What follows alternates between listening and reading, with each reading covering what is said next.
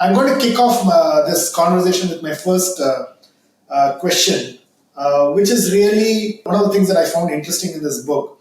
Is there are a set of thoughts that you are leaving in every chapter, okay, which makes people think, and it's almost that's the philosophy with which you have written every chapter. It looks like, and you make a very very pertinent point, Vasant, which is really the fact that in the age of AI, we as humans have to develop this art of sense making, right? And can you talk a little bit about why sense making in the age of AI is going to become super important for us as humans? Sure. So let's back up a little bit, just to what the book is called, right? It's called Thinking with Machines. And the with is really important because, like it or not, the future for you and I is one of thinking with machines. There is no opt out of this. And so what I'm doing is I'm raising a set of questions that we should address, and I'm describing how we should think about this future for each of us individually, because for each of us individually, the future is different, but the questions are very similar. And so one of the things that I'm trying to do in the book is just lay out how to think about the future of AI and how to think about a future where we think with machines. What you're raising, which is, you dived in right into one of the core themes of the book, which is sense making, is just that, the machine as we know it, and I'm going to sort of unpack a lot here. Modern AI is really largely a black box. And there's a reason why it's evolved that way. And the reason is we've tried to create a machine that is conversational, in our own image. And I should start by saying that one of the biggest achievements of modern AI is breaking down the distinction between expertise and common sense. If you really think about the implications of that, that's really profound, because for my entire career in AI, which is now almost 50 years, I got into it as a graduate student in 1979. For my entire career in AI, there was a distinction between expertise and common sense. And people in AI said, common sense is just too hard. Let's focus on expertise and knowledge.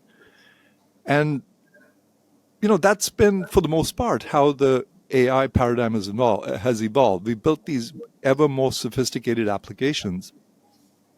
But what happened in sort of the, after 2017, when the first paper on transformers came out, and then what happened with the release of ChatGPT, is that we demonstrated for the first time that anyone could talk to the machine about anything at any level of depth.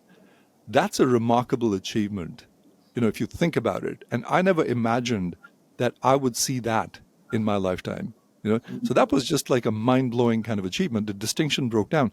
The reason it's important is because now when you talk to the machine and you ask it something and it gets it wrong, or it gives you something else, you say, well, that's not what I meant something else. And it has the common sense to understand, and maybe I should use the word understand in quotes, understand the meaning of what you're saying, the meaning of what you're getting at. And it does that because it's sort of has this common sense. So that distinction has broken down, and that's what made it accessible to everyone. Now, how it happened is, and excuse me, I'm sort of talking a little, for a little too long here, but that was a question that was just packed with content. I need to unpack it.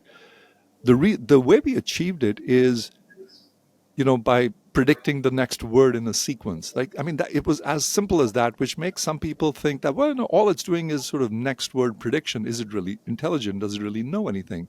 And the answer to that is, in order to predict the next word almost flawlessly every time, it has to know a lot about the real world. And that's what it's learned as a byproduct of this keyword prediction. And I talk about this in one of my podcast episodes with Sam Bowman. I think it's episode 58, where he says, we just got lucky, that Google was trying to complete sentences in Gmail. And that really led to sort of this general purpose technology which could complete any sentence, which could predict the next word. So he said, we just got lucky that we picked a problem that we could solve for which there was lots of data, to make it solvable. Now, by doing this, what we've created is a machine that is intelligent for its own sake. This is a first machine built by us without any purpose. But at the same time, we don't understand its inner workings. So when we ask it something, we have no idea what's going to come back at us, except that it'll probably make sense. Right? And that is the seductive aspect of the machine now, is that because it makes so much sense all the time, we just accept it. We just accept its output. And it's critical to actually make sense of what the machine is telling us. Right? That is, it's critical to not just take its outputs as given and pass them along to the next person. It's important in most areas of our life to actually look at those outputs and say, do I believe it? Like, is it true? Does it make sense? So sense making is just a huge part of working with modern day machines. And I set this up early in the book, by when I talk about sort of traditional AI, right? But I say, patterns emerge before reasons, before them become apparent.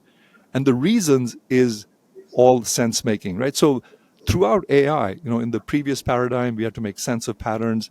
And now with modern AI, we still need to make sense of what it's telling us. So sense making is, at the center of, our sort of evolution with machines going forward.